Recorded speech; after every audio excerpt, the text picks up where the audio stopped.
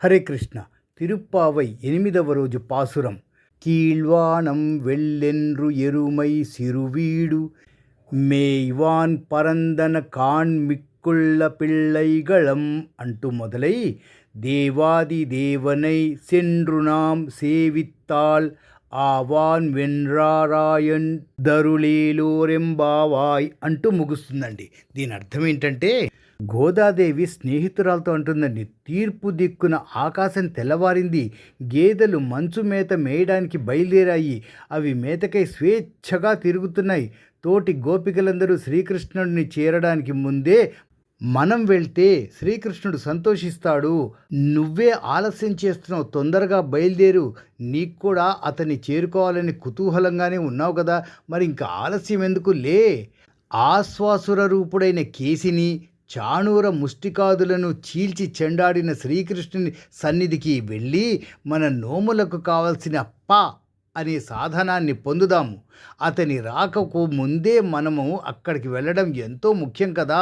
అతడు అయ్యో మీరు నాకంటే ముందుగానే వచ్చారే అని నొచ్చుకొని మన అభీష్టాలను వెంటనే నెరవేరుస్తాడు అనేది ఈ పాసురం యొక్క పరమార్థం అండి. చూడండి, భగవంతుణ్ణి తలుచుకోవడానికే టైం లేని ఈ రోజుల్లో భగవంతుణ్ణి కలుసుకోవడం అనే ప్రయత్నం ఎంత అద్భుతంగా ఉందో గమనించండి. ఆండాళ్ అమ్మవారే గోదాదేవిగా జన్మించింది, కానీ జన్మించిన తర్వాత కూడా ఆ చిన్న పిల్లగా ఉన్నప్పుడు ఇలాంటి ఆలోచనతోనే మొదలై జ్ఞానోదయం తర్వాత కృష్ణ పరమాత్మ చేరుకుంటుంది. కాబట్టి ఇప్పుడు కృష్ణుణ్ణి చేరుకోవడానికి, కృష్ణుణ్ణి కలవడానికి ఎంత తహతహలాడుతుందో ఈ పాసురం ద్వారా వెళ్ళగక్కుతుందండి. ఈ పాసురానికి అనుసంధానంగా భగవద్గీతలోని 2వ అధ్యాయం 47వ శ్లోకం చూద్దామా. కర్మణ్యేవాధికారస్తే మా ఫలేషు కదాచన మా కర్మ ఫలహే దుర్భూః మా తే సంగోత్స్వకర్మణి. చూడండి, కర్తవ్య బోధ జరుగుతుంది. నీకు కర్తవ్యాన్ని చేయడంలో మాత్రమే హక్కు ఉంది, దాని ఫలితంపై హక్కు లేదు. కర్తవ్యాన్ని కేవలం ఫలితం కోసమే చేయకూడదు. అలాగే కర్మ చేయకుండా ఉండే అలసత్వంలో కూడా ఆసక్తి కలిగి ఉండకూడదు.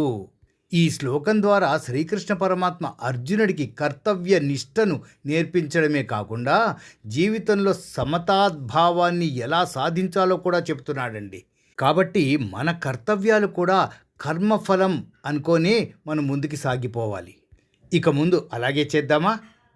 అలాగే సబ్స్క్రైబ్ చేయడం మర్చిపోకండి. హరే కృష్ణ.